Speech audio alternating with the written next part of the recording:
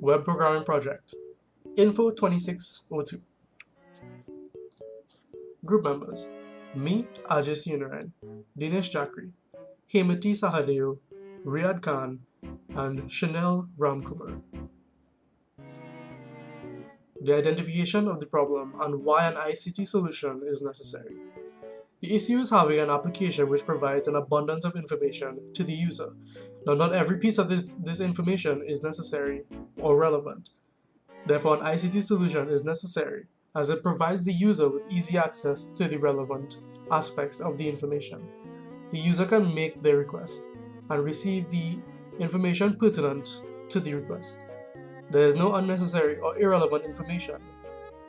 It essentially serves as a filter that gives you the relevant information from an abundance of irrelevant information.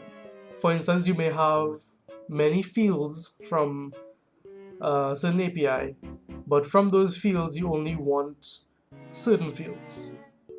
So what the ICT solution does is it picks out the relevant fields and displays it to you in an appropriate manner. Now, more specifically, the problem that we looked at was the delivering of YouTube search list. When searching for a video on YouTube, they don't show you as much information as they could. However, with our solution to this problem, we developed a web application using Django, more specifically the Django REST framework and YouTube's API to fetch the relevant video information and show them in a list that displays more relevant information. And this information will determine whether or not you would want to even watch the video, simply based on like-dislike ratio, things like that. So here we are on youtube.com, and right away we can see the recommended section where YouTube tries to recommend videos that they think you would be interested in, based on videos that you've already watched on the website. And even here you can see that they don't show enough information for each video. They don't show likes, dislikes, comments, anything like that. Even if we were to search and get a list, so here we have a list, they also don't show enough information. So heading over to our app, the app that we made, we try to combat that by showing likes, dislikes, and comment count in a list based on a search. First thing we need to do is register for an account though. We'll go ahead and run through that real quick.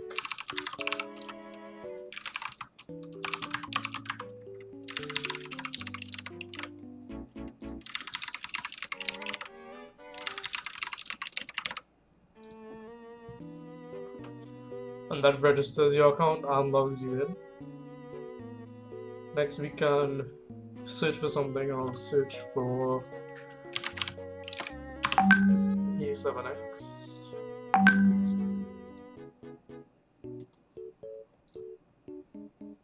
And as you can see, it generates a list using YouTube's API.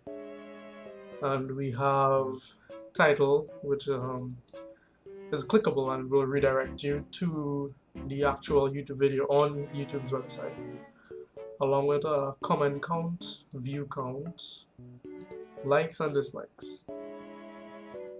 We also have a bit of the description based on a character count. So we don't take the entire description, assuming that it is less than a certain amount. Forgot what that amount was though. And we could click on one of these videos and it takes us to youtube.com. Another thing we could do is edit our profile. So here we have the account that we registered with, all the information on that account, username, email, first name, last name, and we could change this, could change my email to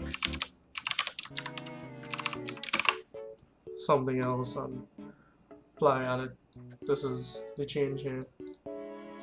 So it works, everything here works. In the future we would like to implement password change, but as of now that requires a bit much. We can also straight up delete our profile, and that removes the account completely.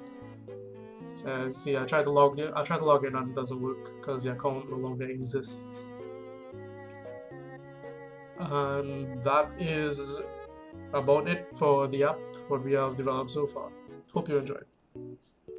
How features relate to the problem. The features of the developed application, we made the API fetch the number of likes, dislikes, views, and the amount of comments, the number of comments on the video. These help determine the quality of the video and whether or not it is worth watching from a subjective point of view. Because obviously, if a lot of people dislike this video and the video has a considerable amount of dislikes to likes, you're most likely not gonna get a relevant video. We also implemented a search feature which will search for relevant videos as well based on keywords or a keyword or phrase entered by the user. Our web application also has a simple account system, as in user account. This will allow a user to create a new account if they don't already have one, and if they already have an account, they will be allowed to log in, and they will also be able to make changes to their profile. For instance, they can change their first name, last name, or username, even their email. The technology is used in developing this web application: Ubuntu, Windows, REST services, a combination of HTML, CSS, and JavaScript, and the Django framework. This is not the completed project. In the future, we would like to have detailed web pages for each video that was generated in the list. What this means is that when a user types in a keyword or phrase and they generate the list of videos, they will be able to click on a button per se, and this will take them to a details page. And the details page will have high charts, visualizations, and show more statistics and useful information that would not be shown on the list. We'd also like to implement high charts and other visualizations to show statistics on the selected video. We would also like to improve the login system and implement some sort of email verification. We'd also like to have the users have the ability to change their password should they so desire. We would also like to implement a subscription system so that the user can receive updates via email. We would also like to allow users to track certain videos and video statistics and receive email updates and notifications from the web app.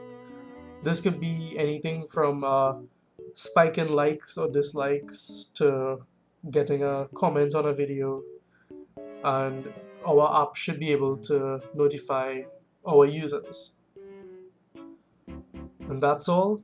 Hope you enjoyed this presentation, and I hope you enjoyed our application. Thanks.